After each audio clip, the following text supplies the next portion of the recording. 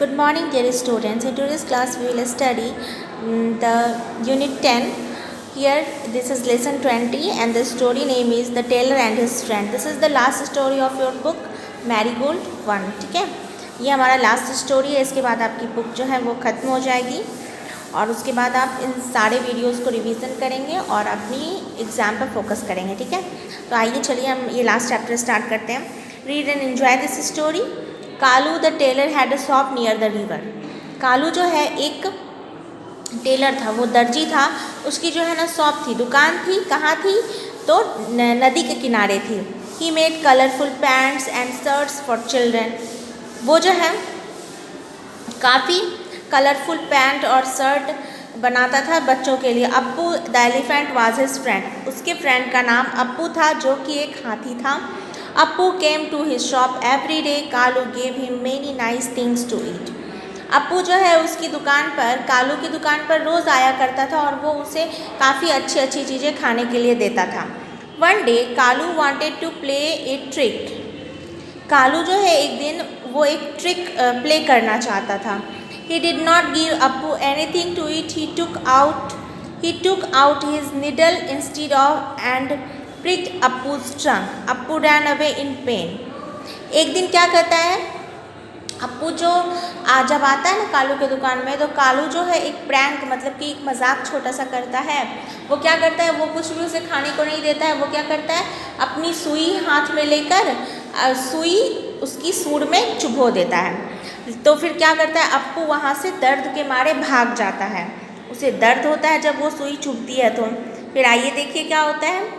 2 days later, Appu came down to the river and filled his trunk with water. 2 दिन बाद क्या होता है, अप्पू को गुस्सा आता है जो वो कैसे बदला ले अब कालू से. तो वो क्या करता है, 2 दिन बाद जाता है, पानी अपने सूंड में भर लेता है नदी से. ठीक है, नदी से पानी अपनी सूंड में भरता है.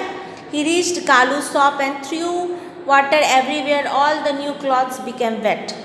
और हर जगह वो अपनी सूंड में भरा हुआ पानी उसके दुकान में फैला देता है, जिससे कि उसके दुकान में पड़े हुए सारे कपड़े गीले हो जाते हैं. Appu shook his trunk and said, "An elephant never forgets." Kalu said, "I am sorry, Appu. Let's be friends again." Kalu and Appu became good friends.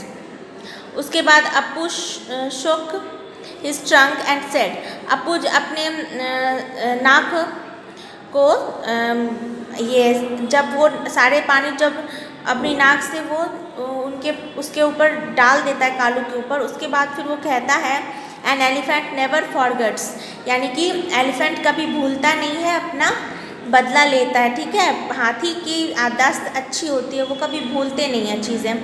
ठीक है, तो कालू कहता है आई एम सॉरी, मुझे माफ़ कर दो. Appu let's be friends again. Kalu उसको कहता है चलो फिर से दोस्त बन जाते हैं, मुझे माफ़ कर दो, मुझसे गलती होगी. वो फिर उससे माफ़ी मांग लेता है. उसके बाद फिर दोनों में फिर से दोस्ती हो जाती है. Kalu and Appu become good friends. तो इस तरह से इस स्टोरी में 2 फ्रेंड रहते हैं जो कि लड़ाई झगड़ा करते हैं और उसके बाद फिर से दोस्त हो जाते हैं. ठीक है, इसमें जो न्यू वर्ड्स हैं, पहला है friend, second pen, shop, tailor, trick, wait. ये सारे न्यू वर्ड्स हम नेक्स्ट वीडियो क्लास में कल देखेंगे. ठीक है, और अब यहाँ पे 2 सेंटेंसेस लिखे हुए हैं. Let's read this sentences. The tailor had a shop. दर्जी के पास एक दुकान थी. I have many friends. मेरी कई सारे दोस्त हैं. ठीक है, ये सारे सेंटेंस के मीनिंग मैंने आपको बता दिए.